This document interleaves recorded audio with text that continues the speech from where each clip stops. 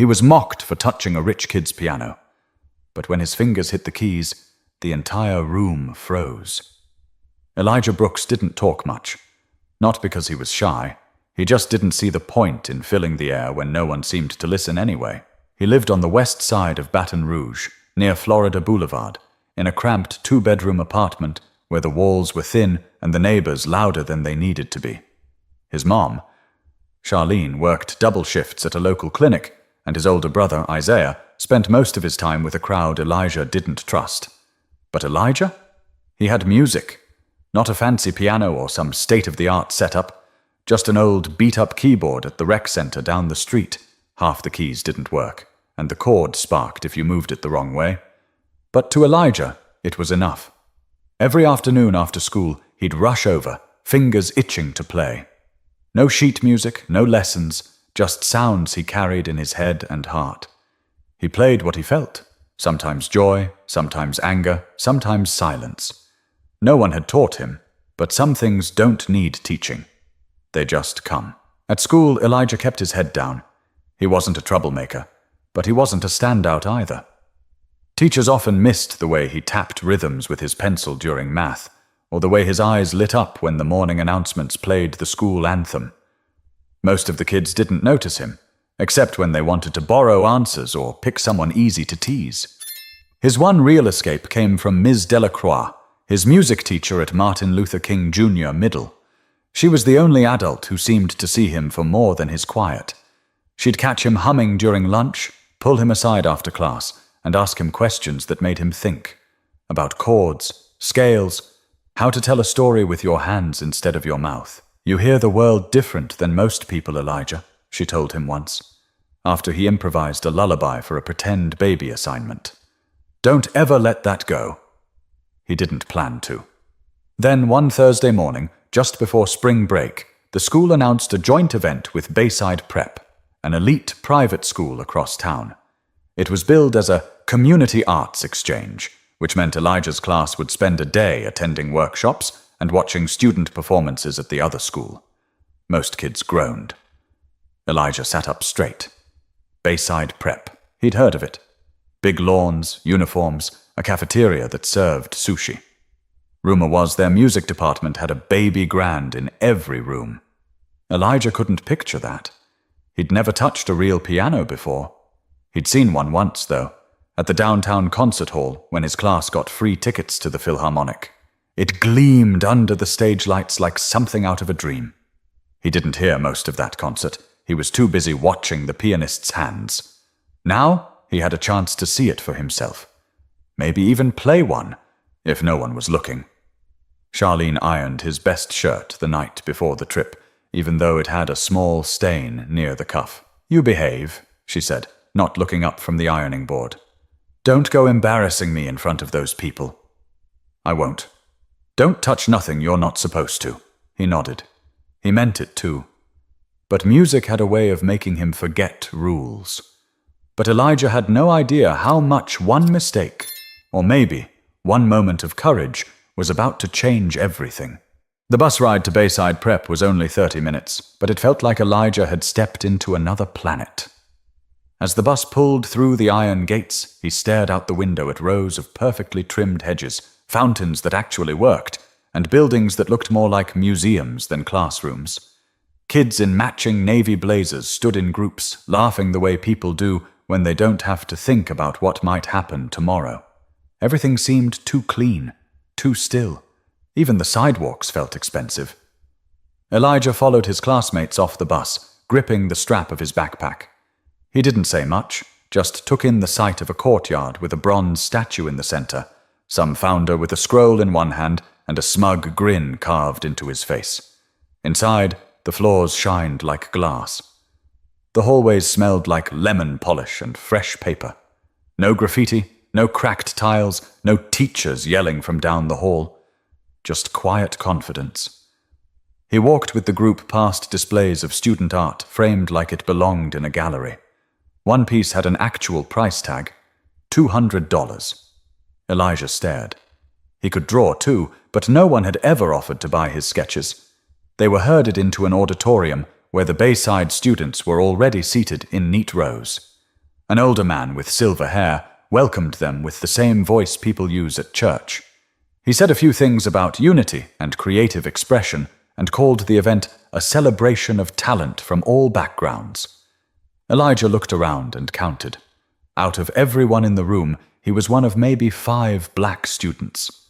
Most of the Bayside kids looked like they'd never missed a meal, never been told not today, never had to wait until Friday for new socks. They watched a short performance by the Bayside Jazz Ensemble. It was good, clean, practiced, even impressive, but something about it felt rehearsed in a way that made Elijah's chest tighten. Not because he wasn't good enough, because he knew he was, but no one here would believe that unless he proved it. They split into breakout sessions. Elijah was assigned to a songwriting workshop in room 208. He walked there with a group of kids he didn't know, staying quiet while others made jokes about cafeteria food and whose Tesla their parents drove. Room 208 was a music room, all right, but not like the one back home.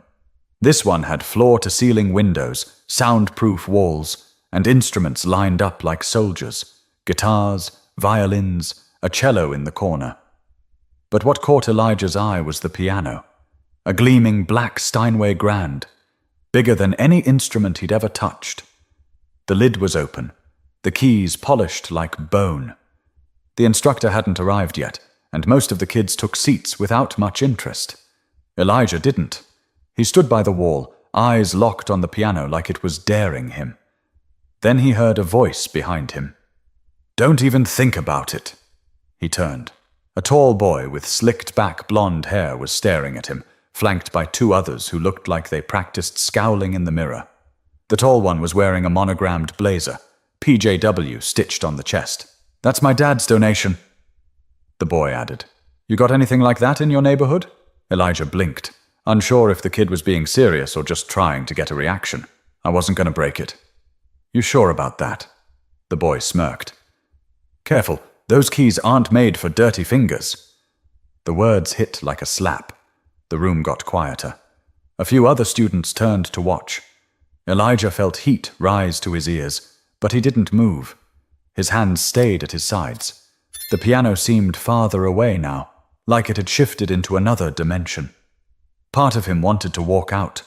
Another part wanted to speak, but he didn't trust his voice to come out steady. But then someone behind him laughed, and that was all it took for something inside Elijah to change. Elijah didn't remember making the decision. 1 second he was standing still, cheeks hot and heart pounding, and the next he was walking toward the piano. The smirk on the blonde boy's face cracked just slightly. His buddies exchanged a look like they couldn't believe what they were seeing. Elijah didn't flinch. He pulled the bench out with both hands and sat down slowly, like he had all the time in the world. His palms were damp, his throat dry, but his fingers didn't shake. The room was still, not silent, but still, like a breath held too long. The instructor hadn't come in yet. Maybe that was a blessing. Maybe it was fate. Elijah raised his hands above the keys. Then he hesitated. Because this wasn't the busted keyboard from the rec center. This was real. This was weight. This was sound that carried and echoed and filled a room. Not because of volume, but because of presence. He could feel every eye on his back. He could hear Preston's voice echoing inside his head, dirty fingers, like his skin had somehow stained the air. He took one more breath and pressed the first key, a simple C. Soft. Clean. It rang out like it had been waiting for him. Then came an E. Then G. He built the chord the way he always did, by feel. No one told him how, and no one had to. Music was the only thing that ever made sense without needing to be explained. He let his left hand follow, walking bass notes, gentle at first, then stronger. Then the right hand returned, weaving a melody over the rhythm, something familiar but unfinished. It was the tune he always played to himself when he was alone. The one he'd never named because it felt too personal. A song that didn't need words to say what he couldn't. The room began to shift. Conversations stopped. Chairs creaked as people leaned forward. The two boys who stood behind Preston no longer looked amused. They looked confused. Preston didn't speak, but his mouth tightened. And Elijah, he didn't even notice anymore. He wasn't playing for them. He was playing for the nights he spent alone in his room, listening to the sounds of his city outside his window. He was playing for the Sundays when his mother swayed to gospel at church, eyes closed, face soft for once. He was playing for the version of himself that had never been told, "Don't touch that." The music swelled. His hands flew faster now, confident and sharp. It wasn't perfect. He missed a note, stumbled on a chord, but it didn't matter. It was raw, alive, the kind of playing that didn't ask permission. When he stopped, the room didn't react right away. There was a pause, the kind that usually follows a punch in the gut. Then a girl near the back let out a soft, "Whoa!" Another student clapped.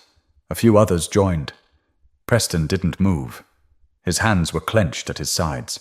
"That wasn't bad," one of his friends muttered, but Elijah heard something else in his voice. It was respect. The door creaked open.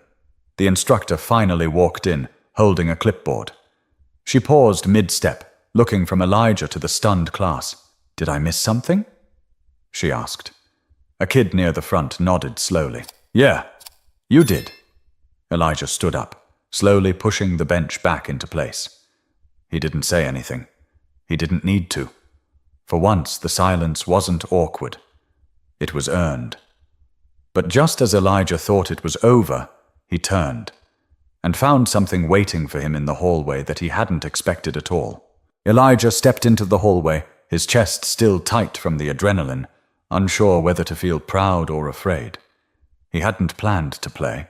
He hadn't even known if he could, but he did. And now everything felt different. That's when he saw them. A small crowd had gathered outside the music room. Students from other workshops, a few teachers, all drawn by the sound. Some looked curious, others surprised, a few even impressed. But the one face Elijah locked onto immediately was Ms. Delacroix's. She stood near the back, her hand covering her mouth, not in shock, but in something else, something softer. Her eyes shone in a way that made Elijah look down for a second. She walked toward him, slowly. "You really played that?" she asked gently. He nodded. "That was yours? That music?" He nodded again, almost afraid to say it out loud. She looked past him into the room, then back at him. "Elijah, that wasn't just good. That was something people remember." He didn't know what to say. He hadn't thought about being remembered. He just wanted to touch the keys, hear what they sounded like when played without fear. Another teacher approached, someone he didn't recognize. A tall woman in a grey blazer, clipboard tucked under her arm. She bent slightly to meet him at eye level. "I'm Mrs. Caldwell," she said. "I run the advanced music program here. I heard you from down the hall." He opened his mouth, but nothing came out. She didn't seem to mind. "Have you ever taken lessons?" He shook his head. "Where did you learn to play like that?" "Just practicing," he said. "I play at the rec center sometimes, and at home, when my brother lets me use his headphones." She smiled. "Well, you've got something special. That kind of ear, that kind of expression, you don't teach that. You guide it, you nurture it." Behind her, Preston finally emerged from the classroom, his blazer crumpled from leaning against the wall too long. He scanned the crowd, then focused on Elijah. Their eyes met, but neither said a word. One of Preston's friends whispered something and laughed, but Preston didn't respond. His face was hard to read now. Not angry, not smug, just unsure. Ms. Delacroix stepped in. "Elijah, how would you feel about playing something at the final performance this afternoon?" He looked up sharply. "Me?" "Yes, they always leave space for one guest student to share something at the closing. No, I know you should do it." He looked at the floor, then at Mrs. Caldwell, then back to Ms. Delacroix. A wave of nerves hit him like a second punch. Performing once in a classroom was one thing. Playing in front of the whole auditorium? "I don't know," he muttered. You don't have to, Ms. Delacroix said gently. But I think you'll regret it if you don't. He knew she was right. He nodded slowly. Okay. The teachers began to scatter, the hallway clearing, the moment folding back into the day. Elijah followed Ms. Delacroix as she led him toward the performance hall, his steps slow, the hallway impossibly long. But something inside him was different now. It wasn't confidence, not exactly. It was closer to certainty. Like when a song plays and you already know where the notes go, even if you've never heard it before. Preston stayed behind, alone near the doorway. Elijah, he said quietly. Elijah turned. Preston looked like he wanted to say something. Maybe to take back what he said earlier. Maybe to act like none of it happened. But instead, he just gave the smallest shrug and turned away. But as Elijah entered the auditorium later that day, he had no idea who else would be watching from the shadows, and how deeply his performance would echo beyond that room. The auditorium was brighter than Elijah remembered. He stood behind the curtain, heart pounding, staring at the polished stage floor. Rows of chairs stretched out beyond the stage, already half filled. Students shuffled in with snacks and programs, joking and scrolling on their phones. A few teachers stood near the back, chatting in low voices. Everything looked casual, except to Elijah. He was wearing the same wrinkled shirt from that morning, sweat beginning to darken the collar. His fingers trembled slightly. Not from fear of playing. He trusted his hands. It was the crowd, the unfamiliar eyes, the weight of being seen. Ms. Delacroix appeared beside him, her voice low. They're going to love you. What if I mess up? He asked. You won't. And even if you do, they'll still feel it. That helped. A little. The student announcer, a tall girl with thick glasses and a polished voice, introduced the event's closing performance. We'd like to welcome a guest student from Martin Luther King Jr. Middle School, Elijah Brooks, with an original piano piece. Polite applause. Elijah stepped out. He didn't look at the crowd, just focused on the piano, waiting at center stage. It gleamed under the lights, same as before, like it knew him now. He sat, took one breath, let his fingers find their home, and he played. It wasn't the same melody as earlier. This one was slower, quieter, more patient, like a letter written out loud. It started with the kind of ache you can't name, something in the pauses between notes, the way certain chords hung longer than they should.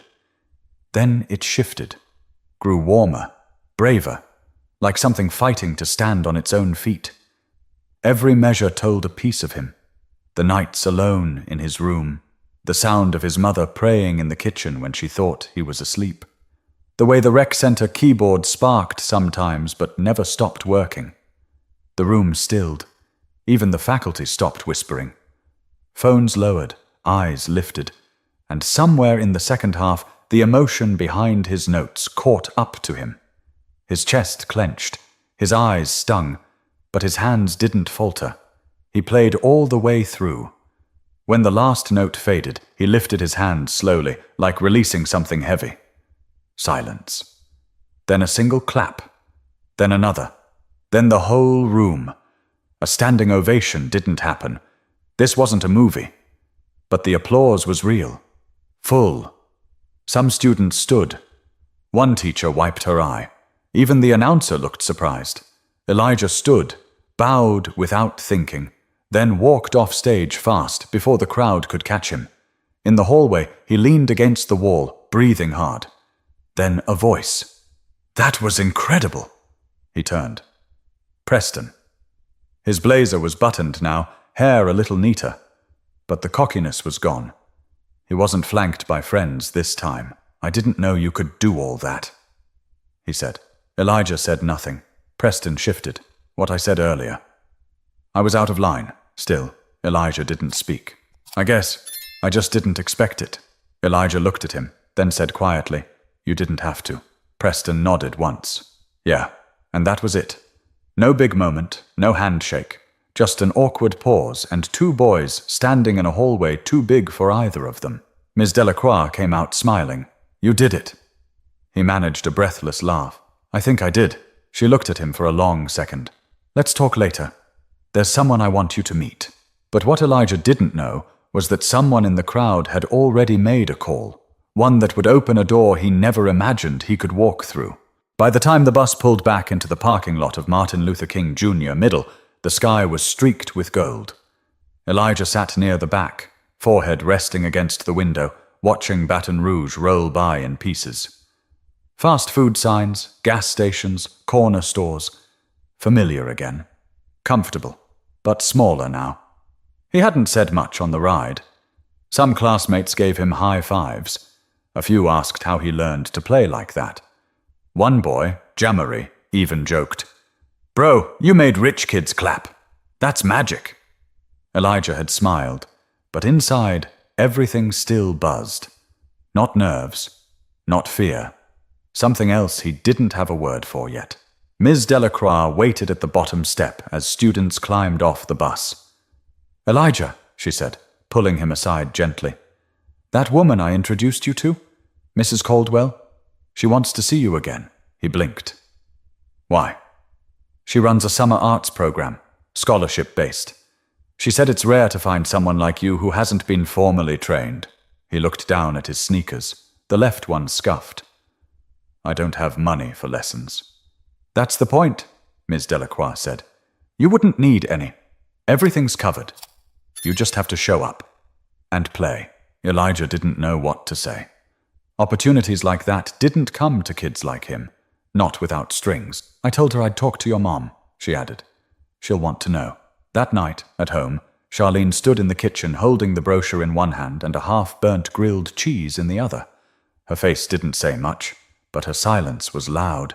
"They're not trying to use him for anything?" she finally asked. "No, ma'am," Ms. Delacroix said from the other side of the table. "It's a real opportunity. They've done this for students across the state." Charlene looked over the paper again. "And he'd stay where?" "In dorms, supervised, Baton Rouge School for the Arts. Just a few weeks. He'd be home by the end of summer." Elijah sat on the edge of the couch, backpack still on.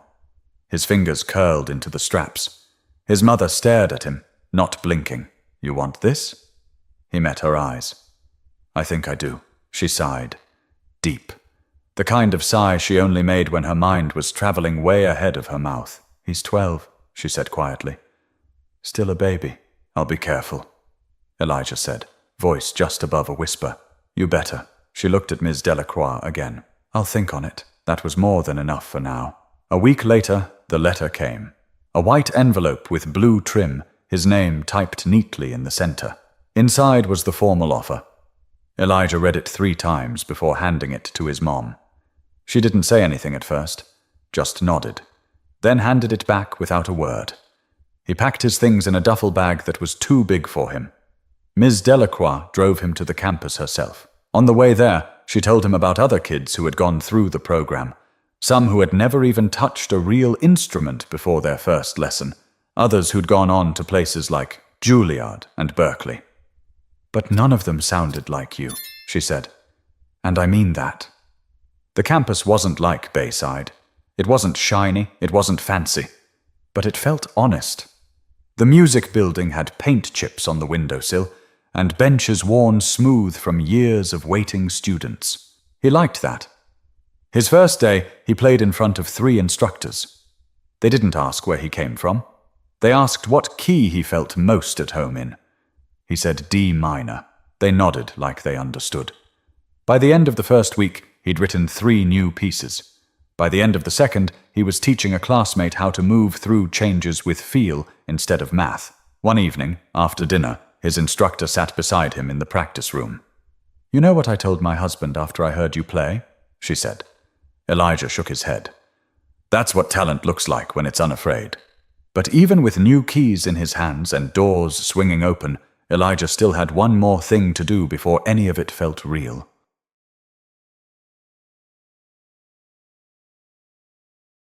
It was October when Elijah walked back through the doors of Bayside Prep. This time, he didn't arrive on a school bus. No matching t-shirts, no field trip form in his backpack. He came alone, invited back by Mrs. Caldwell to perform at the annual fall recital. It was her idea, a surprise solo act from a student of the summer arts program. A way to show what raw talent could become with the right support. Elijah had grown a little taller since the spring.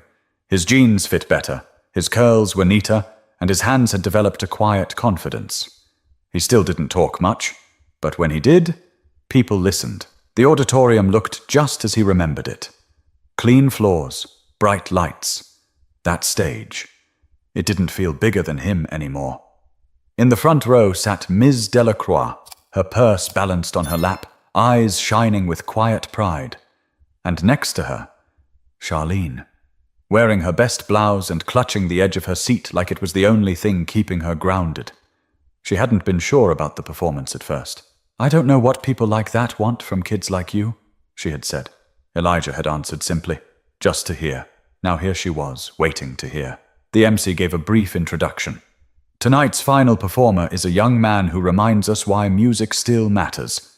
Please welcome Elijah Brooks." He walked out, not too fast, not too slow, just steady. The Steinway was there again, waiting. This time, he didn't hesitate. The piece he played was new, something he'd written 2 weeks earlier, inspired by his summer. It had no title, just movement. It started low, steady, like steps being counted. Then climbed, measure by measure, into something warmer, more certain. There were flourishes, yes, but nothing showy. Everything had purpose. Notes flowed like thoughts forming mid-sentence. Honest. True. Halfway through, he glanced up. Preston sat 3 rows back, arms folded, watching. They hadn't spoken since that hallway. But Elijah didn't need words. The silence between them now wasn't heavy. It was filled with understanding. When the final note hung in the air, Elijah held it just long enough for the breath in the room to catch. Then he lifted his hands. And this time, the applause came fast. Not polite, not hesitant. Real. Charlene stood. She didn't clap at first, just stared at her son like she couldn't believe he was hers. Then, quietly, she smiled. After the show, people approached him. Teachers, parents, a few students. They asked about his music, where he learned. What came next? He answered as best he could, still uncomfortable with too much attention. But one moment stayed with him most. A small boy, maybe 9, skinny, with crooked glasses, walked up and whispered, "That made me want to try piano too." Elijah knelt slightly. "You should. I don't know how. Doesn't matter. Just start." The boy smiled. That was enough. Later, as they drove home, Charlene was quiet. "You okay?" Elijah asked. She nodded. "I just never thought I'd see something like that, not with your name on it." He looked out the window. The streetlights blurred past. "Neither did I," he said. "But maybe it was always there." She didn't answer, but her hand reached across the console and rested on his. That night, Elijah sat at home with a notebook in his lap. He wasn't writing music, just words, scattered thoughts, a line he wanted to remember. You don't have to be invited to be allowed. The world hadn't given him permission to sit at that piano. He'd taken it. Gently, honestly, fully. And in doing so, he'd reminded them and himself that talent doesn't care where you're from, what you wear, or how much your parents donated. It only cares that you listen to it when it calls. So if you're watching this and wondering whether you're good enough, whether you're allowed to try, here's your sign. You are. Now go do it.